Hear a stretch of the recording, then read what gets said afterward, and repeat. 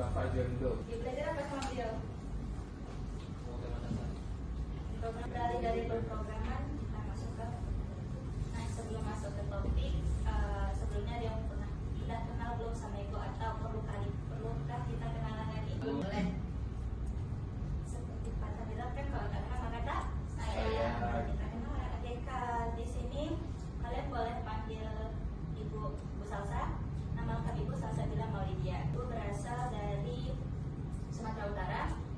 Di sini Bu diamanahkan mengajarkan kepada Anda semua mata pelajaran UX Design. Terkait perkenalan soal Ibu, ada lagi yang mau ditanyakan? Nanti aja buat Bunda ya. Nah, perkenalan aja kalau gitu ya. Ibu mau lihat wajah-wajah yang cantik dan ganteng ini siapa-siapa aja gitu. Mungkin bisa lihat wajahnya, tapi kalau namanya nanti agak itu ya agak tapi nggak apa-apa. Menjelang selama 1 semester ke depan di mata pelajaran ini akan Ibu yang mengajarkan. Itu absen dulu ya. Yang anda ketahui ini kita masih minggu pertama, masih minggu awal perkenalan gitu ya. Mungkin nanti Ibu bakal mengajarkan kepada Anda mengenai beberapa topik sederhana dan begitu Ibu panggil namanya, sebutkan nama panggilannya ya biar gampang ingatnya. Oke, namanya, nama panggilannya? Ham ya, paham. Siap. Kemudian ada Antala Budiman Devia Putra, panggilannya Antal. Jafar Robani, panggilannya Robani. Boleh. Oke, Robani. Kemudian ada Mai Wahyuni, dia dulu panggilannya Yuni, nggak namanya aja, biar namanya sentosa. Boleh Pak. Kemudian Febrian Al-Zafri, itu yang ya.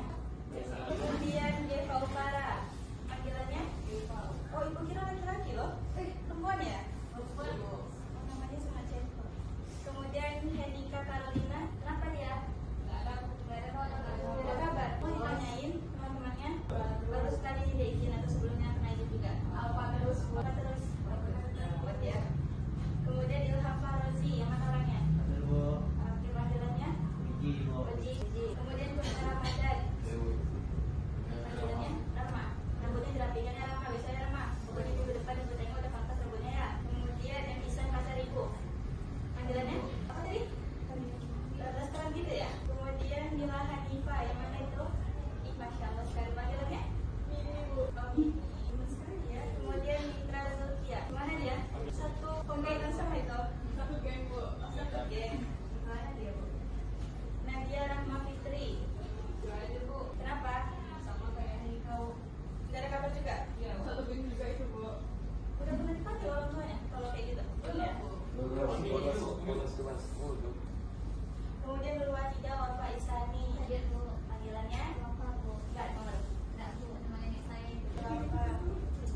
Rahma Fitri Adisa, panggilannya Renanda Anwar Pratama. Aduh, mana dia? Allah sebenarnya kau ketiduran, sudah ada guys malam. Iya, jangan tidur kayak gitu ya. Kemudian Yova Febrian, Assalamualaikum kayak jadi bertiga tadi itu nggak ada kabar. Siapa di sini ketua kelasnya? Oh, ketua kelasnya lagi. Wakilnya Rama. Perhatikan semuanya. Baca Bismillah sebelum kita belajar ayat kita membaca doa dimulai. Terima kasih kepada Rama. Tadi kita sudah perkenalan. Kalian sudah tahu nama Ibu, begitupun Ibu. Mungkin perlu waktu ya untuk Ibu mengenal nama-nama kalian gitu kan. Semoga nanti ke depannya bisa kita bekerjasama dalam mata pelajaran ini. Jadi Ibu senang mengajar kalian pun begitu. Bisa perhatikan Ibu di depan, oke? Ngomong-ngomong soal tampilan dan juga kenyamanan, ini hampir selaras dengan materi kita, yakni UI dan UX Design. Tentunya dari Ananda semua ada yang pernah tahu apa itu UI atau UX atau pernah terlintas gitu dari materi kali ini, yakni nanti Ananda semua akan memahami arti dari apa itu UX, apa itu kali. Kemudian siapa namanya? Biasa sih. Kembali silakan duduk. Ya. Ke depan. Pasti sebelumnya pernah kan pakai aplikasi, terus ribet, terus nggak tahu nih alurnya di mana, button tombol-tombolnya di mana. Pernah seperti itu? Pernah. Contoh aplikasinya biasanya apa? Tapi kalau secara tampilan nyaman nggak? Nyaman. Jadi kalau kurang nyaman dilihat itu kenanya di mana? Nggak tahu. Ada kalau udah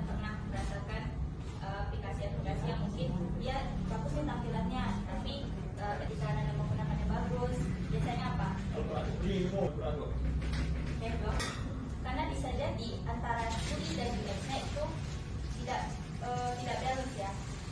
Baca itu pengertian UI ketika Ananda buka aplikasi gitu kan, yang muncul di luar adalah full tampilan dari aplikasi tersebut. Itu yang dinamakan user interface atau UI. Jadi kalau misalnya ditanya apa kepanjangan UI, jawabnya User. Nah, contoh UI adalah tampilan, kalau UX adalah pengalaman. Mana ketika kita menggunakan aplikasi tersebut nggak bagus karena membuat user nggak nyaman atau bahkan mungkin user nggak mau lagi pakai aplikasi. Dan antara mana UI dan yang mana UX. Kalau dari UI itu tampilan visual aplikasi, sementara kalau UX pengalaman saat memakai aplikasi. Nah, bisa saja tampilan aplikasi sangat bagus dan modern, tapi cara pakainya ribet, berarti dari aplikasi tersebut entah dari UX-nya yang kurang bagus. Nah, yang mudah nggak menggunakannya, sederhana nggak tampilannya. Iya. Tapi lama-lama makin banyak tindak-tindak tombol-tombol. Tapi banyak pindah tombolnya. Ya, iya. Button X-nya kemana, button centangnya kemana. Nanti disuruh centang malah kalian klik. Berarti udah berpengalaman gimana informasi dapat dibaca. Kan nggak mungkin tiba-tiba kalian next, tapi from input atau kolom untuk mengisi dan yang penting fungsinya tercapai. Jadi nggak perlu nyaman nggak dilihat. Enggak kan? Nah, mengenai UX tadi dari Anda semua apa sudah paham secara garis besarnya apa itu UI, apa itu UX, apa itu user flow, atau pernah terlintas atau ada pernah temannya nyebut apa itu user flow? Oke, nggak ada dengar itu teman-teman kan? Nah, alur logisnya orang pasti seperti itu kan? Kan nggak mungkin alur kamu menuju ke sekolah bagaimana? UX tadi apa? User experience itu pengalaman pengguna. Oke, coba di sebuah tampilan aplikasi. Lalu ada rancangan di awalnya. Jadi kira-kira contohnya itu seperti itu. Jadi nanti kalau misalkan Ananda diberi tugas project atau diberi tugas Harus ditulis tangan atau melalui mau manual dengan kertas dan pensil atau pena, atau untuk merancang sesuatu kita harus memikirkannya.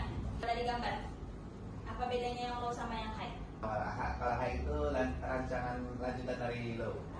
Itu sangat-sangat sederhana. Jangan dengan cepat ya, karena kan fidelity atau heavy gimana? Jadi bisa yang membedakan yang mana low, yang mana high. Misalnya menggunakan Canva atau mungkin yang paling sering Canva, atau ada pakai yang digital, kita juga bisa pakai manual karena kita dibutuhkan oleh user. Kalau misalkan Anda nggak tahu masalahnya apa, terus tiba-tiba buat aplikasinya gitu kan.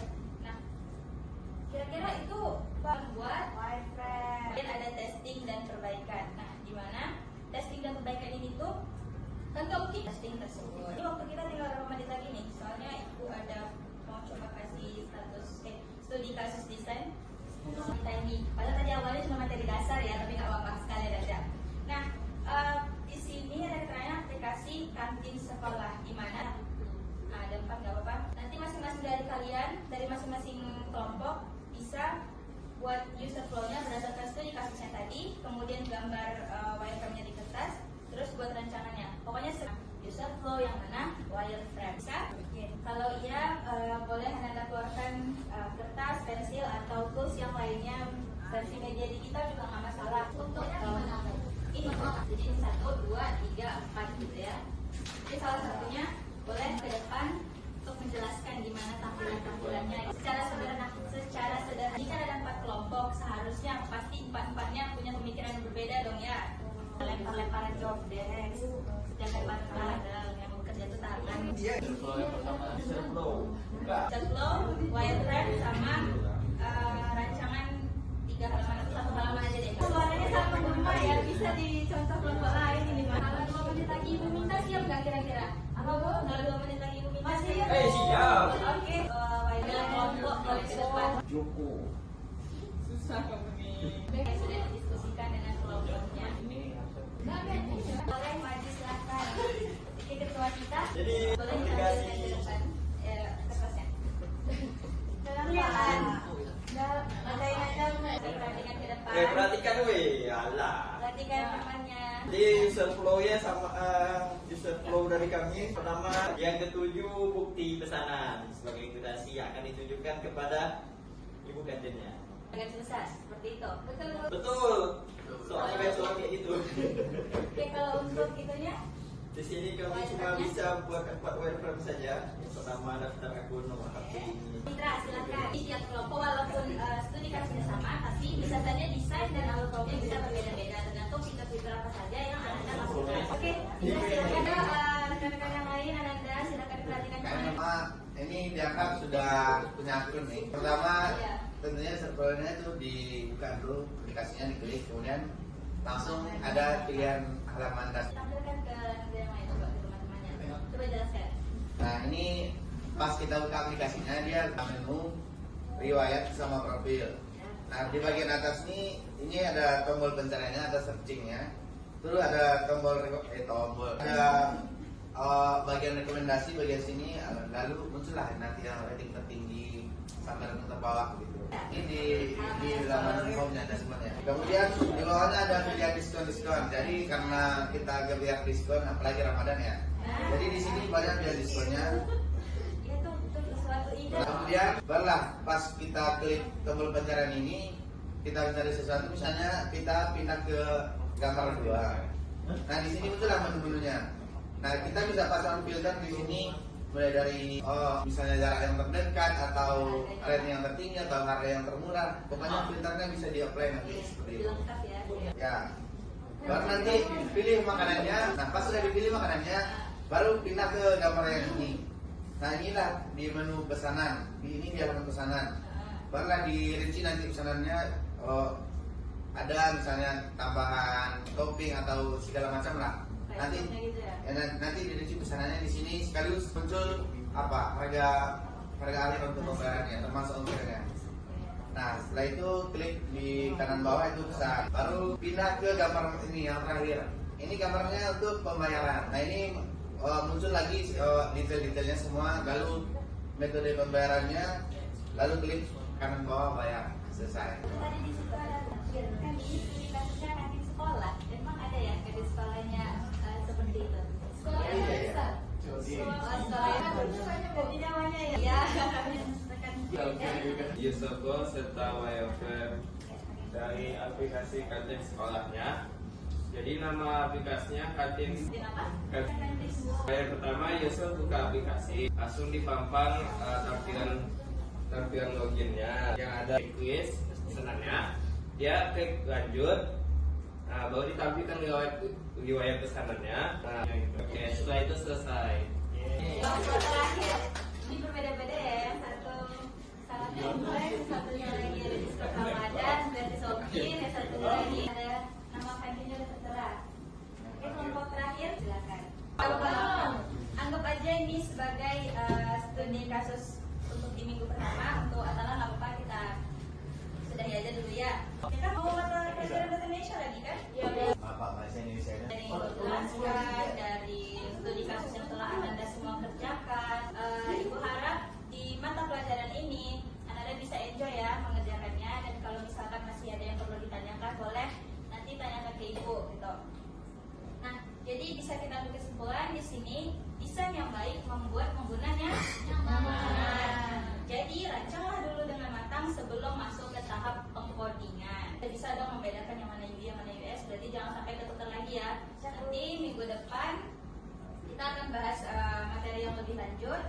Untuk materi yang ada di minggu ini mungkin bakal Ibu tanyakan di minggu depan. Jadi jangan cuma sekedar minggu ini saja diingat ya, minggu depan juga ini sampai seterusnya sampai 1 semester. Depan kita belum ada kali membawa kertas ya atau sekian mungkin yang dapat Ibu sampaikan hari ini. Lebih dan kurangnya Ibu mohon maaf. Dari mana kamu sudah mau pulang sekolah? Terima kasih kepada Anda semua atas perhatiannya. Mohon maaf juga apabila ada kesalahan dalam Ibu menjelaskan. Ibu akhiri, wabillahi taufiq wal hidayah. Wassalamualaikum warahmatullahi wabarakatuh.